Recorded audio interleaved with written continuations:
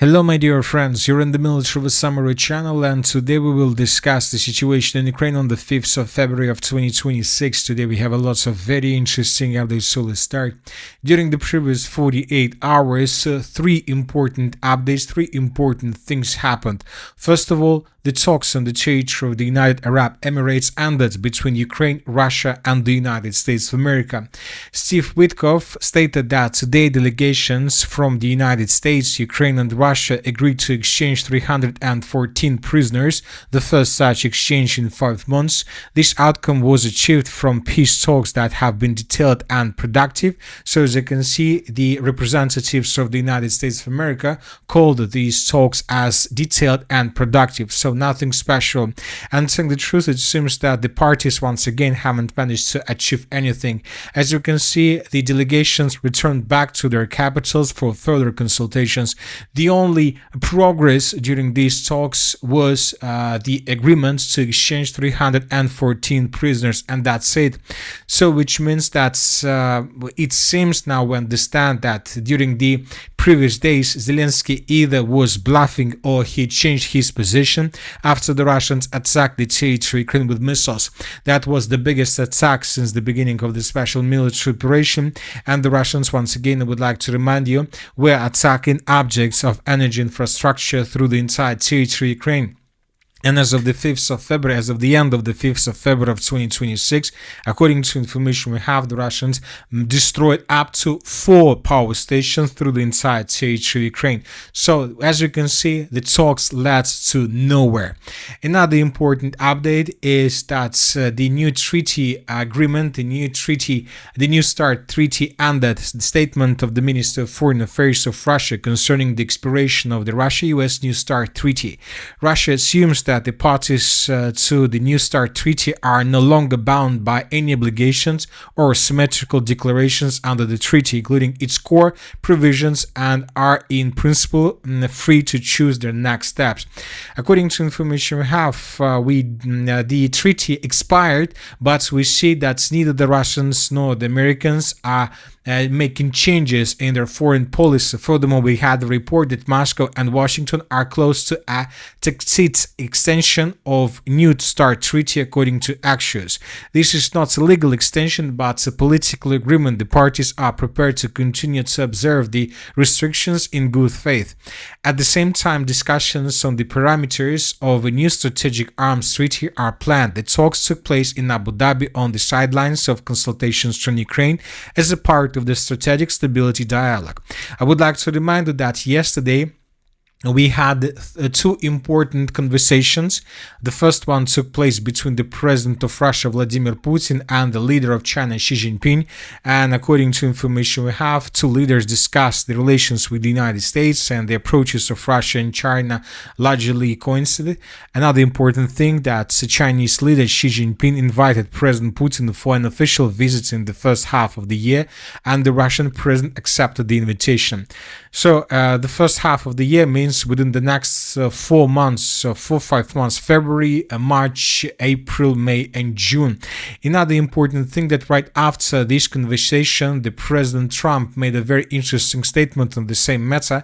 He said that he had just completed an excellent telephone conversation with President Xi, and according to the statements, Trump and Xi Jinping are planning to have a meeting on April of 2026. So according to these two updates, we believe that in the April of 2026, these three leaders are going to have a meeting on the territory of China, and most likely during this meeting they're planning to sign a new let's say agreements about weapons, about strategical weapons and so on. So as you can see, as of now we have no agreement, but most likely this agreement will be signed between these three leaders during April or May of 2026. And the third and probably the most important piece of news is that the Americans cut the Russians from Starlink. Musk confirmed that they had shut down Starlinks and were creating a white list to ensure that only registered Ukrainian terminals were operating in Ukraine. This is a very important piece of news. Later, the Minister of Defense of Ukraine stated that Ukraine's new defense minister Fedorov announced that work on the white list of Starlink terminals in Ukraine is underway. This means that all remaining terminals will be sooner or later be blocked. A proxy solution from the Russian side, whether a hardware upgrade or software patch, has not yet been found.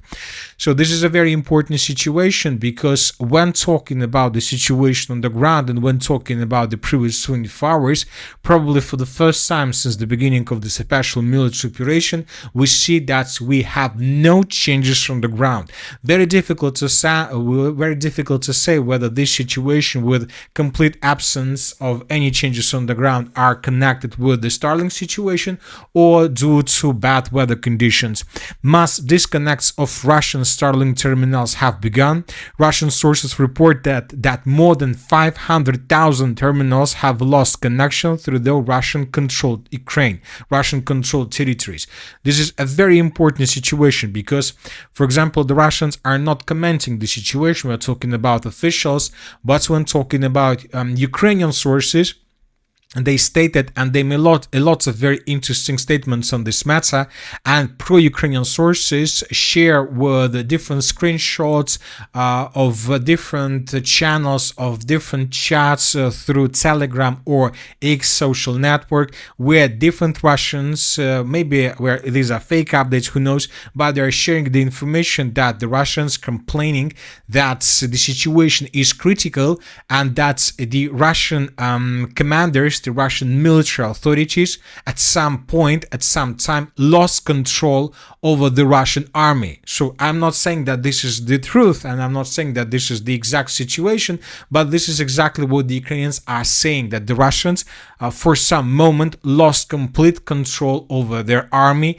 over some groups, over some forces, through the line of combat contact. So this is the situation, this is the reality, and this is the Starlink and its, let's say, influence on the line of combat contact and influence on both the Russians and the Ukrainians.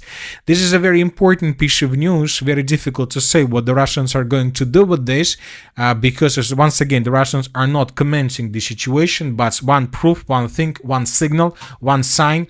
During the previous 24 hours, we haven't received anything from the line of combat contact. Yes, lots of videos were published of how Russians were bombing and attacking positions of the armed forces of Ukraine through the entire line of combat contact, but most likely all these videos are archived that were made when Starlink, when this system was working with Russian terminals. But now, I don't know what is happening here, but we need to wait for a day or 2 days, and then we will understand whether the impact of this greatest or great disconnect can affect the Russia's capabilities, and let's say the most important, whether this disconnection can affect the further Russia's plans to continue offensive operation in both the Donbas region, Donetsk region, and the Zaporozhye region. Because if this effect is going to be very high, this can lead to the situation when the Russians would be forced to change their plans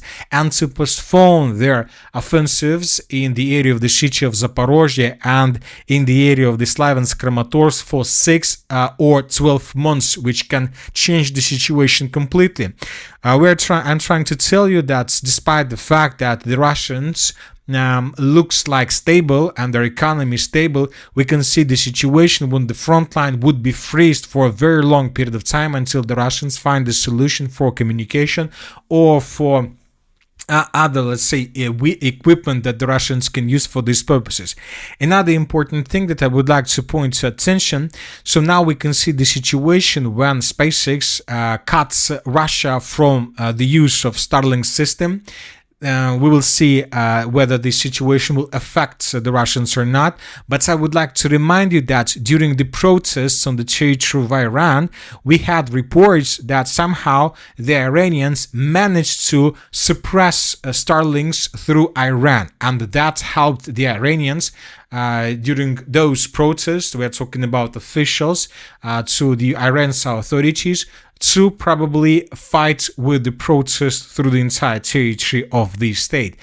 Currently, I'm not sure whether the Iranians were using the Russian technologies on this matter. Most likely the Iranians were testing and using the Chinese technologies to fight with Starlink systems. The question is whether the Russians have these technologies, because now the Russians are not tightened with anything to start doing the same through the entire territory of Ukraine, and most likely the Russians are going to do this. So their Starlinks, their terminals were disconnected. Ukraine has millions of terminals and they continue using them, which means that Ukrainians have huge advantage in front of Russians, and which means that the Russians can do whatever they like right now. Of course, they will not do anything with satellites themselves, but they will try most likely to suppress these terminals also along the line of combat contact, at least along the line of combat contact. We're not talking about terminals that Ukraine can use in the central part of Ukraine and so on. So this is the situation. Once again, this situation can lead to the situation when the entire front line could be freezed for a very long period of time until the Russians find a solution. And of course, this situation would be used by Ukrainians to strengthen their air defense positions, to strengthen their energy facilities, and to strengthen the common Ukraine's position before the beginning of early spring and summer military campaigns from the Russian side. And furthermore, and very important thing, that today pro-Ukrainian sources reported that the Russians are creating a very huge army, very big army of drone operators. The sources are saying that the Russian unmanned system forces currently has 87,000 personnel. So almost 100,000 soldiers of Russia are doing just one thing. They're moving, they're controlling drones, and they're attacking the territory of Ukraine. So, and most likely the Russians will try to increase the number of these soldiers, but without connections, without signal, it will be very difficult for Russians to make these, let's say, forces very useful and very effective. Anyway, let's discuss the situation on the ground and let's see what was happening during the previous 24 hours. According to information we have, during the previous night, the Russians attacked the territory of Ukraine with significant number of drones. The sources reported that the Russians used almost 200 drones to attack the territory of Ukraine, and the Russians used at least 2 ballistic missiles. So as for the drones, we don't have any map that can show us the exact routes or approximate routes of Russian attack, but the sources reported that the Russians were attacking objects of military infrastructure, the city of Odessa, the Kharkiv region, the Sumy region, and so on. As for the Iskander missiles, the sources reported that the Russians attacked the city of Kryvyi Rog or the territory around. As a result of attack, the sources reported that substations were damaged, and later there were problems with power and there were power outages. So this is the situation here. Furthermore, the Russians continue preparing themselves before the next massive attack. Most likely the next massive missile and drone attack is going to take place between the 7th and the 11th of February of 2026, because now we can see that the weather in Ukraine is becoming better. We don't see frost that we used to see a day or 2 days ago, but the sources are saying that before the 7th of February or by the 7th of February, the temperature will worsen once again, and different experts report that most likely the Russians would use these, let's say, days to attack Ukraine once again with missiles and drones. Furthermore, the Russians most likely will do this or are going to do this during this period of time, because Zelensky during the previous 24 hours made lots of important statements, and first of all he made a lot of statements about the territorial concessions. Zelensky didn't accept them. He didn't agree with any concessions. So we see that Ukraine still hasn't changed its position on the matter of territories, on the matter of the ending of the conflict, which means that everything will continue. But the problem is, and the difference is, that Russia currently has no access to Starlink internet and Ukraine has. And this is a very important situation. And now let's discuss the situation in the Zaporozhye direction. During the previous 24 hours, as you can see, we haven't received almost anything. There are small changes to the south of the settlement of Zaliznychne that were provided by neutral mappers, but these changes is something that was updated or published several days ago by pro-Russian sources. So we haven't received anything special or anything new, which means that this is not something that the Russians managed to achieve during the previous 24 hours. This is something like a confirmation of reports and updates that were published by pro-Russian sources several days ago. So which means that we don't have any update, we don't have new information from this area. But according to geolocations we received, the Russians are trying to advance further in the western direction. During the previous 24 hours, lots of videos were published of how Russians, using FABs and using artillery, were bombing and attacking positions, cities and towns further to the west, which means that the Russians are moving. For example, in this video we can see how Russians bombed the city of Verkhnya Tersa, how the Russians bombed the settlements around Zaliznychne, and before this evening several pro-Russian sources stated that as a result of clashes the Ukrainians were forced to fall back from the settlement of Zaliznychne. So there are very high chances that tomorrow or during the next 24 hours both the Minister of Defense and the Group of Forces East will report complete control over the settlement. So in coming hours we may see some changes, but these changes were made also not, let's say, after the Russians were disconnected. So probably this battle for Zaliznychne ended yesterday or the day before yesterday, but just during the next hours or next days we will receive a confirmation. Now let's move further and let's discuss the situation in the Dnipropetrovsk direction. During the previous 24 hours, we received lots of updates around the settlement of Sergeyevka. So this video was published by pro-Russian sources, and here we can see how Russians were bombing with aviation positions of the armored forces of Ukraine around the settlement of Sergeyevka, around the village of Novopodgorodny and Grigorovka. So lots of explosions, lots of attacks with FABs, with artillery, and it seems that the Russians are trying to intensify their offensive operation in this direction with the purpose, first of all, to break through Ukraine's defense and to encircle the settlement of Sergeyevka. So two explosions took place around the settlement of Novopodgorodny. The Russians are trying to break through Ukraine's defense, and few more attacks, few more aviation strikes took place along M30 road and in the central part of the settlement of Grishna. So it seems that the Russians right now are trying to break through Ukraine's defense and to establish complete control or to encircle the settlement of Sergeyevka from the south and from the north and from the east. So this is the situation. As we can see, the Russians are trying to something like outflank the settlement of Dobropolye from the south and from the southwest, and then to attack the city of Dobropolye from behind. So there are still very heavy clashes. We have changes, small changes to the southeast of Belitska, and these are the changes on the ground between the dates, but this is not something new. This is just a confirmation of reports and updates that were confirmed and published by pro-Russian sources during the previous days. As for the city of Konstantinovka, the Russians continue controlling the logistics in this area in its northern part. During the previous 24 hours, we received lots of updates of how Russians were bombing and attacking positions of the armored forces of Ukraine in this area. In this video, we can see how the Russians attacked a dam to the north of the Khrushchevsky Lake. So this dam was damaged, and most likely the Ukrainians were using this territory for the logistic purposes, but now due to the fact that the dam was damaged, the Ukrainians are no longer able to use this territory, or they can use these territories but with difficulties. Furthermore, the Russians continue controlling the entrance and the outrance of the northern part of the city.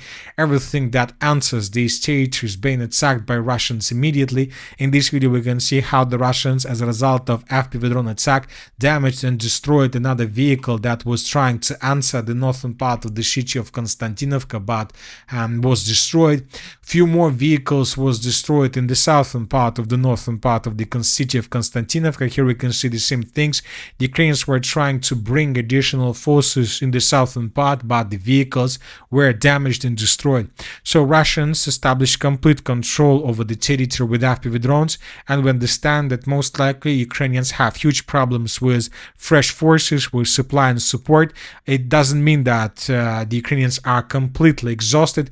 It just means that currently time works in the Russian favor, and in a week, in 2 weeks, in 3 weeks, sooner or later, the contingent of the armed forces of Ukraine in the southern part of the city of Konstantinovka will start suffering huge problems with the logistics.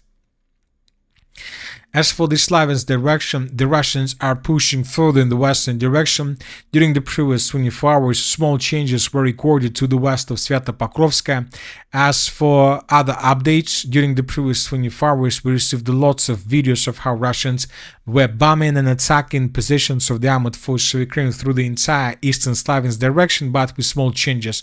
This territory is well fortified by the armed forces of Ukraine, and we see that despite the fact that the Russians, probably since the beginning of January, published the biggest number of icons and geolocations exactly from this area, we see that the Russians are almost not moving in this area, which means that Ukrainians don't count their losses, don't count their soldiers, resources and forces, with the purpose to stabilize the situation, not to allow the Russians to keep advancing further in the western direction. So the clashes in this area continue. As for the Kupiansk direction, during the previous 24 hours, we haven't received almost anything. As for the northern directions, we see that during the previous 24 hours, lots of updates were received from the most northeastern part. The Russians, according to information we have, are finishing the battle for the forest to the south of Marina.